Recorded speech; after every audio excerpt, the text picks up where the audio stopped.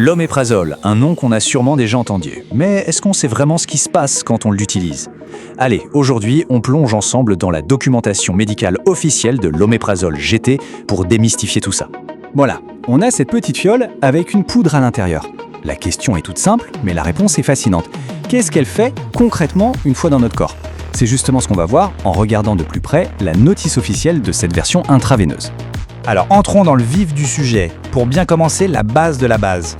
C'est quoi exactement l'oméprazole GT? Et surtout, à quoi ça sert? En fait, c'est assez spécifique.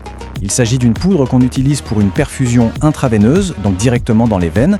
Ça dure entre 20 et 30 minutes et c'est la solution choisie quand, pour une raison ou une autre, la personne ne peut pas avaler de médicaments. Et là, ce qui est assez bluffant, c'est de voir la liste de toutes les maladies pour lesquelles ce seul et unique médicament est utilisé. C'est vraiment impressionnant. Oui, le chiffre est bien là. 11. Le document officiel liste pas moins de 11 indications thérapeutiques différentes, rien que pour les adultes. Ça donne une bonne idée de son importance, surtout en gastro-entérologie. Alors, ces utilisations, on peut les regrouper en quelques grandes familles. Il y a le traitement des ulcères, bien sûr, mais aussi la prévention. On l'utilise aussi en combo avec des antibiotiques pour se débarrasser de la fameuse bactérie H. pylori. Et puis, il y a la protection de l'estomac contre certains anti-inflammatoires, la gestion des reflux, et même le traitement d'une maladie rare qu'on appelle le syndrome de Zollinger-Ellison. Bref, ça couvre un large spectre, de la guérison à la prévention. Bon, c'est bien beau tout ça, mais la question c'est comment ça marche? Comment un seul produit peut-il faire tout ça?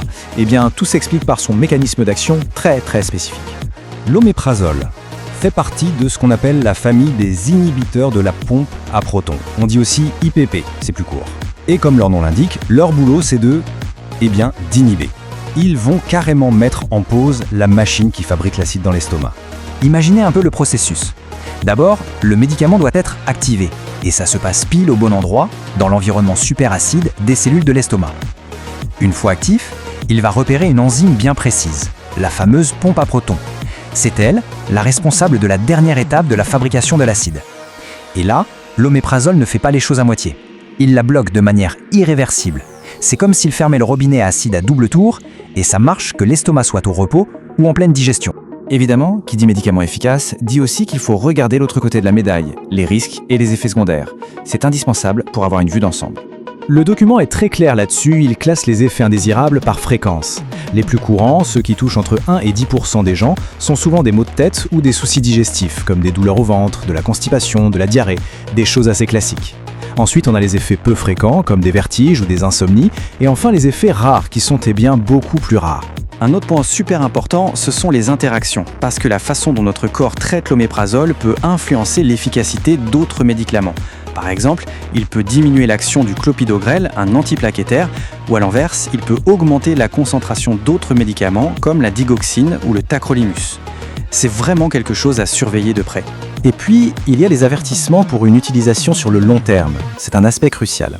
Par exemple, le médicament peut parfois masquer les symptômes d'une maladie plus grave, ce qui pourrait retarder un diagnostic. Il peut aussi, avec le temps, réduire l'absorption de la vitamine B12. On note aussi un risque un peu plus élevé de certaines fractures ou une possible baisse du magnésium dans le sang. Tout ça, bien sûr, demande un suivi médical attentif. Alors ça, c'est une citation hyper intéressante tirée du document. Qu'est-ce que ça veut dire en clair? Eh bien, ça signifie que ce n'est pas la quantité de médicaments dans le sang à un instant précis qui compte le plus. Non, ce qui est vraiment déterminant, c'est la durée totale pendant laquelle le corps est exposé aux médicaments.